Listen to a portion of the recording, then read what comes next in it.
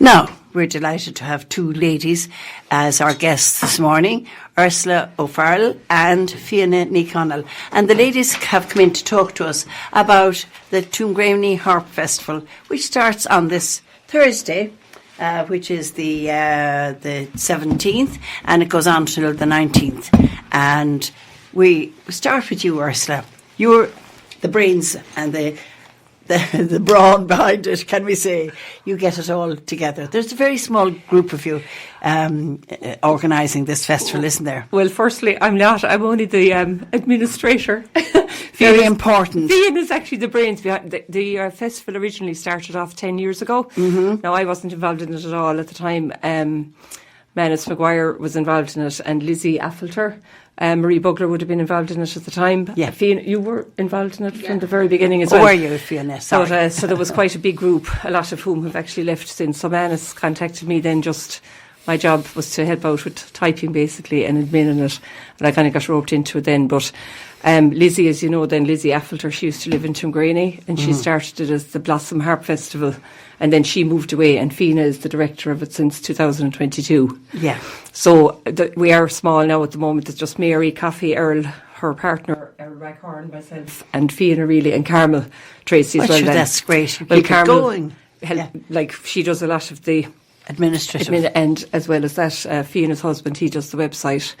And he maintains that, and at the weekend then we get as many hands on deck as we can then at the and they weekend. do come on deck then when you need them, I suppose. It's great. So you have a great lineup of events, Ursula, and in actual fact, while the festival doesn't start until Friday, something's happening on the Thursday.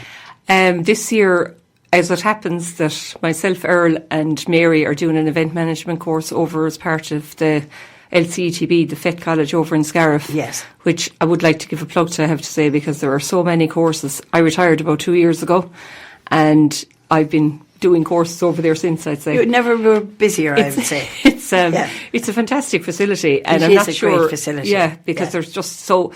A few of us had done a tourism course over there, and we continued on then. Can we just say where over there is? Oh, sorry. Yeah. The Scariff campus there over in the front part there of the Scariff Community College. And it's the Limerick and Clare Education and Training Board. Now, lovely. the actual website, if you're interested, is fetch.ie, FETCH. Yes. .ie, and you can go in there, and it actually covers the whole country, and you can decide. You can just put in the location, you can see what courses are available, and you can register. They're all free, which is amazing. And a huge range of courses. A huge range. I think they've about 18 over, and there's everything from cookery. You can do healthcare. If you want to work in the healthcare industry, they cover all those courses. Mm-hmm. And they do an art, ceramics, which I'm doing arts, myself. Yeah. Everything. Are you? Yeah. I am, yes. Lovely. I'm really enjoying it. Basically, the event management class, it was running from January to May. And the whole idea of the event management was that you'd organise an event at the end of it. So it just happened that the Harp Festival was on the weekend before the end of it. So we decided we asked Fíana then about it, and we decided then that we would attach it kind of as a fringe festival to the Harp Festival this year. Very good, yeah. Now, it's also the 10th anniversary of the Harp Festival this year. Yes. Which is now called the Tuamgraney Harp Festival, by the way. And that's right. so we're actually kind of portraying it's for the special events for the 10th anniversary. So it's all working out very well. So there's an art exhibition. Yes, on the Thursday. Thursday. There's an art exhibition. But it's just for all types of art, isn't it? It covers all the genre. Yeah, it covers everything. We have sculptures, we have photography and paintings as well. And as it happened this year as well, for Fíana's has a new album out. And an artist, you might want to talk to her about that in a while, an artist has done a beautiful set of paintings for her, especially for her album. And so we'll be showing those as well. We'll talk to you in a minute about that, Fíana. Yeah. Now, the art exhibition is on in the Barn in Newlas. We've spent yesterday now, and we'll be there during the week just to try and set it up to actually make sure that we're showing off. We're all amateurs, as you can imagine, and just to make sure that we actually do a good job on it. Now, we've plenty. It's amazing the feedback. There's a girl, Annie Richter. She's on the course, and she lives in Whitegate, and she's really the powerhouse behind the art exhibition. Right. And Cormac Tracy from Cormac is involved as well, and then we have Claire, a girl from Gort, Stefan is from Fecal, Kieran is from Limerick. There's a variation. We have about, I think it's 10 of us are on the course. Oh, wonderful. So everybody is helping out. So the artists are dropping off their items works. on Wednesday night, and Lovely. then we'll set it up on Thursday, and the opening then is on at 7 o'clock And that on night Thursday then, evening. Cabaret Voltaire. Will you explain Cabaret Voltaire? Now, do you to mind? me? We're waiting for Jim here, and he's going to talk to you about Okay, that. I'll come back to that. in a I'm just minute. thinking Because- that you get a lot of particularly young harpists from way outside of East Clare. Yeah. And it's proving very popular. I'll have to hand you over to Fíana now for that, I'm afraid. Oh, yeah, She's okay. the harp expert. Yeah. I'm going to finish with them. You've just come in time. Oh, yeah. Jim, you're very welcome. Thank you. Yeah, we were just asking about the Cabaret Voltaire. Explain. Yes. It's We're straight into it, Jim. Yeah, thanks, Jim. Yeah. came at the exact right minute. No, I yeah. was listening outside actually, Oh, but right. anyway, so I suppose it started in Zurich in 1916, so it was a kind of an anti-war, anti-bourgeois, anti-establishment kind of a movement as it started first, whatever, in the arts. So it was things like bizarre things like several people reading poetry in different languages at the same time. Oh my goodness. So it was, it's led on to things like art in exhibitions like a urinal just placed in the middle of a room and things like that. So it was just a kind of a thumbs up or whatever at everything that was regarded as normal and establishment and bourgeoisie at the time. Yeah. And I suppose this kind of underground movement, it was really, I suppose, a kind of anti-war movement as well, in that people it was during the Great War, the First World War, 1916, it started. So that's where it became as So anti-establishment. what do we expect in Nulas? Are you Well- urinal in the middle of the floor? This is what I think Ursula and myself and several of us are a little bit worried about.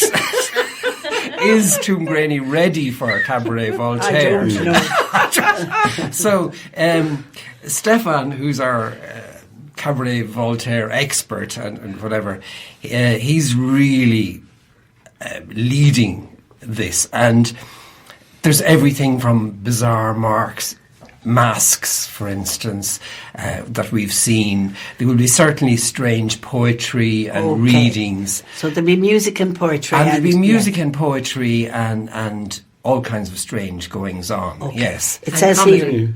Pardon? And comedy. And comedy. Yeah. As it says Well, here. the anti-war theme is certainly appropriate. It is at this appropriate, point in certainly, time, and I was just thinking that myself, that it is. It's appropriate at the It's moment. appropriate at the moment because, certainly at the time it was regarded as the norm that people would go to war and whatever. So it was a reaction against that. So it certainly is very appropriate at the moment. Yeah, absolutely. Yes. Now, Fíana, I haven't been ignoring you. I've been waiting until now to speak to you. You tell us about the festival itself, the music part of it. You are one of the harpists, of course, and you've brought in your lovely CD. And Ursula mentioned that somebody did the artwork for your CD. That is absolutely beautiful. It's a harp, and it's... How would you describe that? It's a harp, and it's kind of nearly somewhat impressionistic, Yes, I guess. If yeah. you look at it, like the more I look at it, the more I see different things in the painting.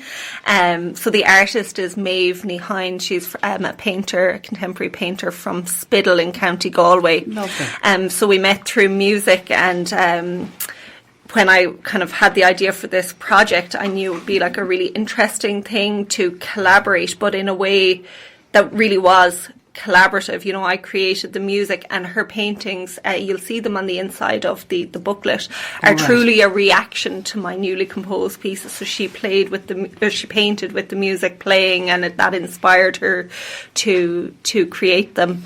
So Maeve's paintings are going to be on display as part of the art exhibition on Thursday. Oh, very good. Yeah, so Very if good. people want to come and see them in person, they can do. Yeah. Sorry, would you mind just on that? The art exhibition is opening on Thursday, but it's actually open from 1 until 6 on Friday and Saturday, and 1 until 4 on Sunday as well. So it's not just Thursday. It's not just anybody Thursday can night. see it. Yeah. So Fíana, the artists that are coming to the festival. Can you give us an idea of who they are and what they'll be doing and the workshops, etc.? Certainly. I suppose the joy of the Tuamgraney Harp Festival is that it highlights the diversity in harping. Yeah. So as well as maybe spotlighting harp players from Ireland. So this year we have Roisin McNulty, who is coming from Achill Island, and she's doing the beginner harp workshop. But we also have harp players from abroad. So we have Karina Hewitt, who is coming from Scotland, who is an amazing harp player, and also Anna Egglesberger, who's coming from Germany. So, this is the year to come. The Tuamgraney International. Yes, You'll have to make it has an a ring. international. Yeah. Because actually there are very few harp festivals in the country. I think there are only 2 others, isn't that correct? Yeah. In the year. I suppose like festivals, they go in ebb and flow. Some start, they finish, they maybe restart. Yeah. So there's only about maybe 2 or 3 at the moment that are truly, I suppose, dedicated to the harp itself. Yeah, so it's wonderful that you've kept it going. And of course we keep on saying that this is the 10th anniversary. So it's very important. But you get good crowds, Ursula, don't you?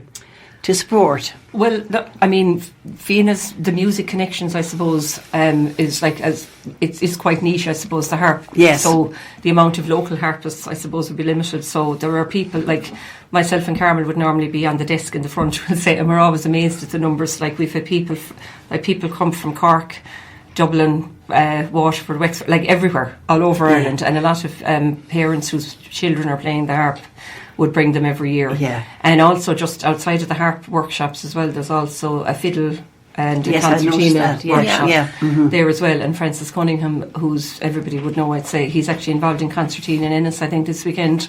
Yeah. He's going to be doing a workshop on Saturday morning, and also Maeve Donnelly is going to be doing a fiddle workshop. So she's living local to Ennis, but she's from East Galway originally, and very sought after. Yeah. And your venues in Tuamgraney? Well, I suppose we're very lucky in that we think St. Cronan's is just an amazing... It is. It's an amazing venue anyway, but it totally fits in with the harp.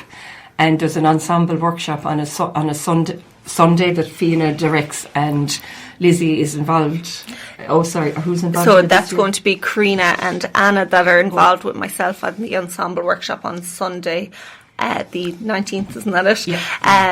And it's followed by a free recital, actually. So if there's anybody locally that wants to come in at 1:30 into St. Cronan's Church, they can be treated to some celestial harp sounds.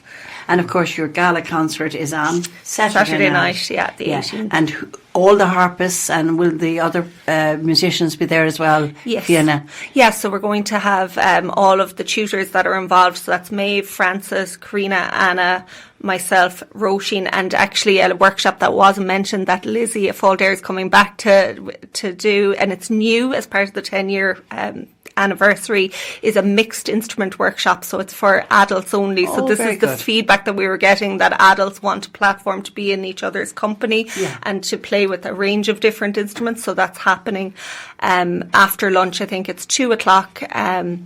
So if anybody... On what day? On Saturday, the 18th. And so Lizzie will also be taking part in the concert as well. Very good. Yeah. Fíana, you were talking about people coming with their children from around the country.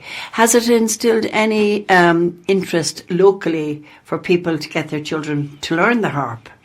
Yes, I have taught kids from this direction. Certainly, I'm from Castleconnell, but they will come over to me. It's not too far away for lessons. Yeah. So it is great to see that there is an uptake. But I think it's still a bit small, so it's a little bit quiet as a result. But in a few years, I suppose, watch the space, and hopefully we'll have a mushroom effect. Because it is our national it is instrument. It's the symbol. It's on our passports, and it's very much a symbol of Ireland. Yeah. Yes, we had a table quiz. It was our Scariff Bay table quiz, and one of the questions on it was what instrument had 47 strings and pedals. So I happen to know it, but I didn't know that there were 7 pedals. Yeah, one for each string. Oh my! In the octave, yeah. Yeah. It's And is that very difficult to manage, you know? So I suppose what we are showcasing is mainly the Irish harp, which is different from the pedal Yes, harp. the so lever. The classical harp would be what you'd see in orchestra. So Yes, mainly what yeah. people, like there is certainly a strong classical cohort, but locally here it would be more the lever harp. But yeah, I suppose it's like driving because each pedal then has 3 different settings on it, you know, to flatten, sharpen, and then kind of neutral. So Is it a very difficult instrument to learn? Is it more difficult than other instruments? I always say that if you have an interest and you get lessons and you do your due diligence, that it shouldn't be harder if you have good guidance, I suppose. Shouldn't. Is there any? No. Is there any instrument, we'll say, that a child might learn, which would be a good introduction to the harp? I know historically they have said that like piano would be like a good kind of a starter, and I suppose maybe it's to do with the like right left hand coordination. But I personally think the techniques are quite different, that maybe, you know, that going straight onto the harp wouldn't be an issue. Yeah.